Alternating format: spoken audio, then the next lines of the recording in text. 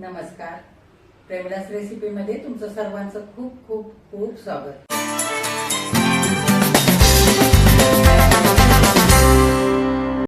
आज आपण प्रेमदास रेसिपीमध्ये नारळी पौर्णिमेसाठी मस्त अशा खारीसारख्या खुसखुशीत ओल्या नारळाच्या करंज्या तयार करतोय.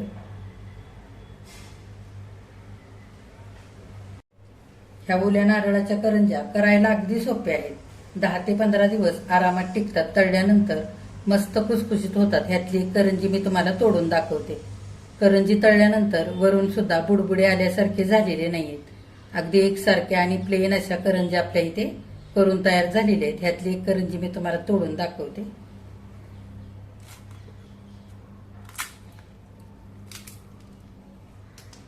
लगेचच रेसिपीला सुरुवात करूयात. आता ओल्या नारळाच्या करंज्या करण्यासाठी करंजीच्या वरच्या आवरणाचं आधी आपल्याला पीठ मळून घ्यायचंय. पारीला लागतं ते. इथे छोट्या वाटीने 1 वाटी मैदा घेतलेला आहे. हा मैदा मी चाळून घेतलेला आहे. सारख्याच वाटीने 1 वाटी भरून बारीक रवा घेतलेला आहे. आता पीठ मळण्यासाठी मैदा आपण आधी मोठ्या भांड्यामध्ये घेऊया. त्याच्यातच बारीक रवा घालूया. आता करंजीची वरची पारी चवीला छान लागण्यासाठी 2 चिमटी इतकं मीठ घालूया. आता मीठ घातलं इथे आपण सगळं पिठामध्ये चांगलं मिसळून घेऊया. आता करंज्या छान खारीसारख्या होण्यासाठी 1 चमचाभर तूप घालूया पॅनमध्ये. आपल्याला तुपाचं मोहन घालायचंय. आता कडकडीत तुपाचं मोहन आपल्याला पिठावरती घालायचंय. 1 चमचा तूप वितळल्यानंतर 2 चमचे इतकं झालेलं आहे. हे सगळं आपल्याला पिठावर घालायचंय. चमच्याने चांगलं मिसळून घेऊया. आता पिठामध्ये तुपाचं मोहन घातलंय ते चांगलं पिठाला चोळून असं लावून घ्यायचंय. पिठाच्या कणाकणाला लागायला पाहिजे अशा पद्धतीने. आता सगळ्या पिठाला चांगलं मी मोहन चोळून घेतलेलं आहे. असा मुटका तयार होतोय. आता थोडं थोडं पाणी घालून आपण हे पीठ मळून घेऊया. मी 1 छोटी वाटी भरून इथे पाणी घेतलेलं आहे. पाणी फार लागत नाही पीठ मळण्यासाठी. थोडं थोडं घालतच मळायचं, नाहीतर खूप सैल होतं पीठ त्याच्यासाठी. आणि आपण पुरीला पीठ कसं मळतो त्याच्यापेक्षा थोडंसं सैल पीठ मळायचं, कारण आपण इथे बारीक रवा वापरलेला आहे ना. पीठ मुरण्यासाठी ठेवल्यानंतर थोडंसं घट्ट होतं पीठ. त्याच्यासाठी थोडंसं आधीच आपल्याला सैल पीठ मळून घ्यायचंय. आता थोडं थोडं पाणी घालून पुरीला आपण पीठ मळतो त्याच्यापेक्षा थोडंसं असं सैलसर इथं पीठ मळून घेतलंय आणि थोडासा वरून तुपाचा हात लावून घेतलेला आहे. आता 15 मिनिटांकरता आपण हे पीठ असंच झाकून ठेवूया मुरण्यासाठी.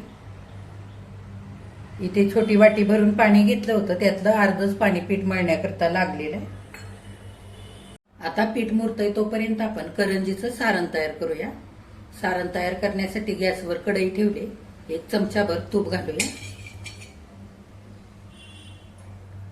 आता तूप गरम झालेलं आहे. इथे 2 चमचे काजूचे आणि 2 चमचे बदामाचे असे बारीक काप करून घेतलेत आणि 1 चमचाभर मनुक्याचे असे बारीक तुकडे करून घेतलेले ते घालूया. गॅस बारीक करून तुपावरती आता चांगला आपण मिनिटभर परतवून घेऊया. आता मिनिटभर सगळं परतलेलं आहे चांगलं. इथे 1 छोटा चमचा भरून खसखस घेतली ती घालूया. खसखस सुद्धा चांगली आपण तुपावरती परतवून घेऊया. आता सगळं साहित्य चांगलं तुपावरती परतून घेतलंय. आता इथं मी 2 वाट्या ओलं खोबरं खरवडून घेतलेलं आहे ते घालूया.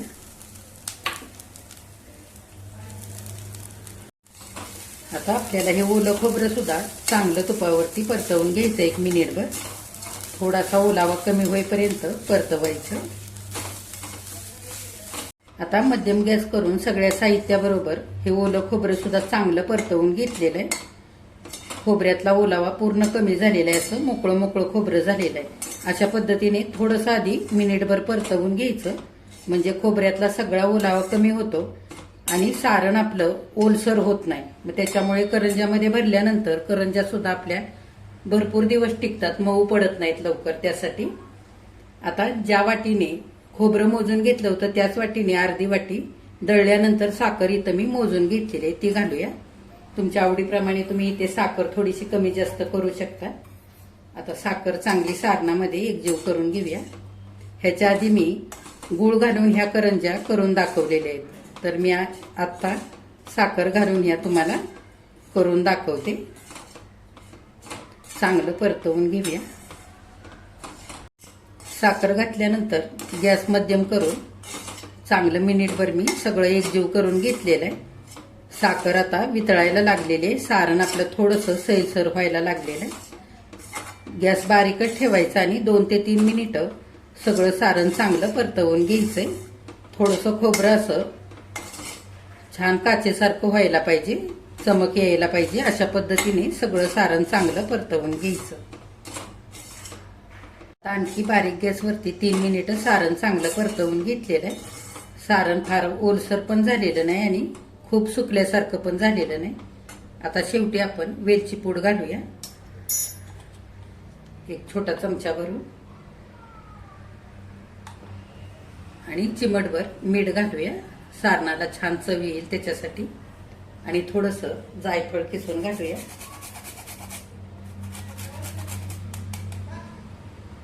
आता घातलेली वेलची पूड चांगली सारणामध्ये मिसळून घेऊया. सगळं सारण चांगलं परतवून घेऊया. आपलं छान असं सारण इथं तयार झालेलं आहे. फार असं ओलसर पण झालेलं नाही आणि खूप कोरडं पण झालेलं नाहीये, छान झालेलं आहे सारण. आता इथं सारण मी सगळं वाटीमध्ये काढून घेतलेलं आहे. थोडा वेळ आपण थंड होऊ देऊया. आता 15 ते 20 मिनिटं झालेली. इथं करंजीच्या पारीचं पीठ सुद्धा चांगलं मुरलेलं आहे. थोडंसं आपण हाताने चांगलं असं मऊ करून घेऊया. आता छोट्या छोट्या गोळ्या करून घेऊया पिठाच्या.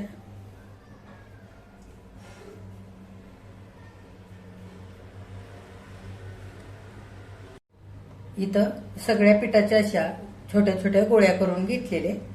झाकून ठेवायच्या म्हणजे त्या सुकून कडक होत नाहीत त्याच्यासाठी. लगेच आता करंज्या करूया. आता करंजीची पारी आपण लाटायला घेऊया. एक गोळी पोळपाटावरती घ्यायची आणि पातळ अशी छान पुरी लाटून घ्यायची. ही पुरी लाटताना पोळपाटाला चिकटत असेल तर थोडासा मैदा लावून किंवा तेल लावून लाटलं ना तरी चालेल. आपण इथे छान घट्ट पीठ मळलेलं आहे त्याच्यामुळे असं काही लावायला लागत नाही. एकसारखी साऱ्या बाजूनी पुरी पातळ लाटून घेऊया. आता इथं मी एकसारखी सगळ्या बाजूने लाटून अशी पातळ पुरी लाटून घेतलेली, हे बघा. आणि थोडीशी मोठी लाटलेली, कारण की आपल्याला मस्त अशी करंजीला डिझाईन तयार करायची आहे त्याच्यासाठी. आता चमच्याने भरपूर असं सारण भरून घेऊया.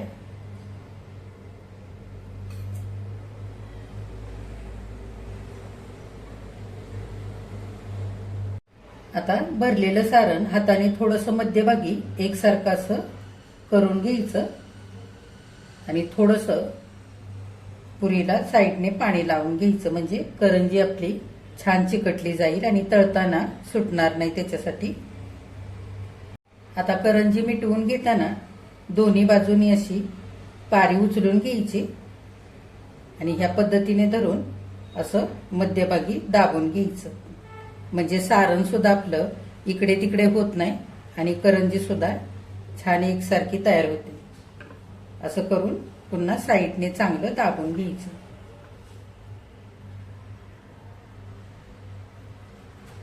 आता करंजी चांगली मी साईडने अशी बोटाने दाबून घेतलेली.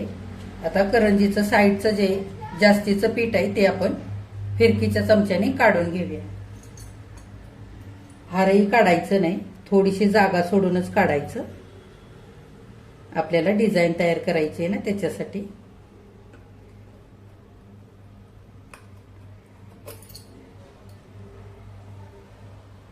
आता साईडची कडा कापून झाल्यानंतर एकदा पुन्हा बोटाने थोडंसं दाबून घ्यायचं आणि अशा काट्याच्या चमच्याने साईडनी डिझाईन करून घ्यायची.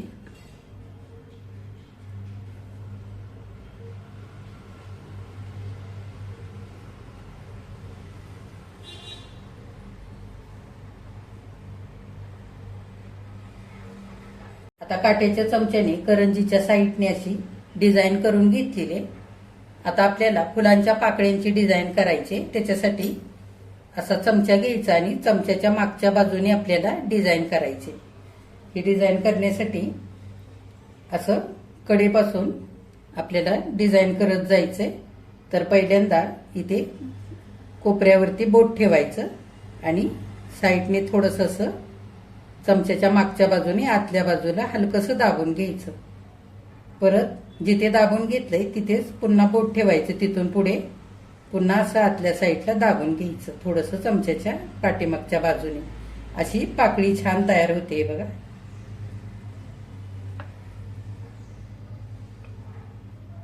हे बघा असं बोटाने करायचं म्हणजे एकसारख्या सगळ्या पाकळ्या तयार होतात.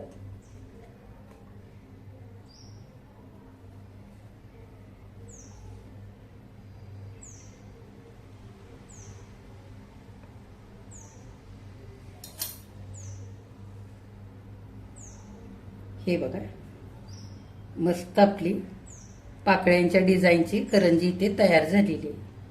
आता ह्याच पद्धतीने 4-5 करंज्या आपण आधी करून घेऊया.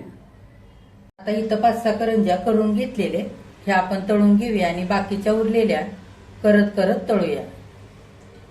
आता करंज्या तळण्यासाठी इथे मी कढईमध्ये तेल गरम करण्याकरता ठेवलेलं आहे. फार कडकडीत तेलामध्ये सुद्धा आपल्याला करंज्या तळायच्या नाहीत. कडकडीत तेलामध्ये करंज्या तळण्यासाठी घातल्या की वरून रंग बदलतो, करपतात करंज्या आणि आतमध्ये तशाच कच्च्या राहतात. आणि कमी गरम तेलामध्ये सुद्धा आपल्याला करंज्या तळायच्या नाहीत, नाहीतर त्या फार तेलकट होतात. त्याच्यासाठी आता आपण एक पिठाचा गोळा तेलामध्ये घालून बघूया तेल कसं गरम झालंय ते.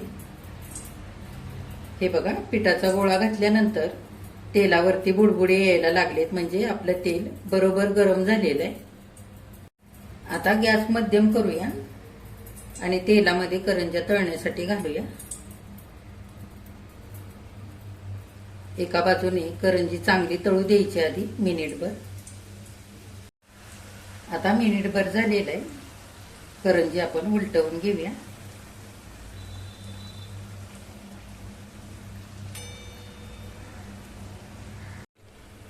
करंजी आपल्याला मध्यम गॅस करून दोन्ही बाजूनी सुद्धा मस्त अशा सोनेरी रंगावरती खरपूस तळून घ्यायचे. फार घाई करायची नाही, उलटवायची. हलक्या हाताने उलटवून घ्यायच्या. आता मध्यम गॅस करून 3 मिनिटं दोन्ही पण बाजूने मस्त अशा सोनेरी रंगावरती करंज्या तळलेल्या आहेत, काढून घेऊया.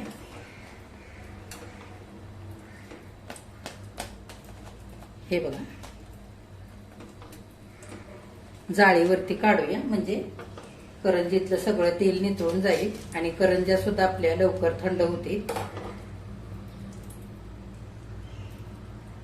हे बघा ओल्या नारळाच्या मस्त अशा खारीसारख्या खुसखुशीत करंज्या इथे करून तयार झालेल्या आहेत खाण्यासाठी. किती छान झाल्या आहेत बघा. चवीला तर खूपच भारी लागतात.